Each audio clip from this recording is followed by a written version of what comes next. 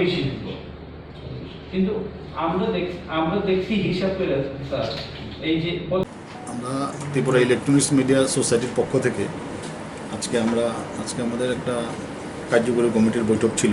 বৈঠকে আলোচনার পর আজকে আমরা মুখ্যমন্ত্রীর সাথে দেখা করি মহাকরণে। মাননীয় মুখ্যমন্ত্রী আমাদের সময় দিয়েছেন।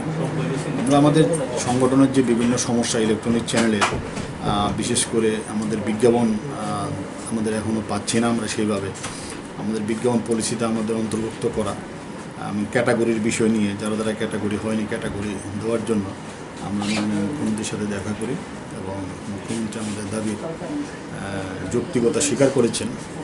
বলেছেন যে উনি দেখবেন এবং আজকে একটা আশ্বাস দিয়েছেন যে আমরা একটা দাবি করেছিলাম যে খুমলুঙে আলাদা একটা প্রেস ক্লাব করার জন্য, তো মুখ্যমন্ত্রী দাবি মেনে নিয়েছেন। খুমলুঙে আলাদা একটা প্রেস ক্লাব হবে এবং আজকে ইলেকট্রনিক চ্যানেলের রিচ সারা রাজ্যে 37 লক্ষ লোকের মধ্যে প্রায় সবার মধ্যেই আমাদের রিচ আছে।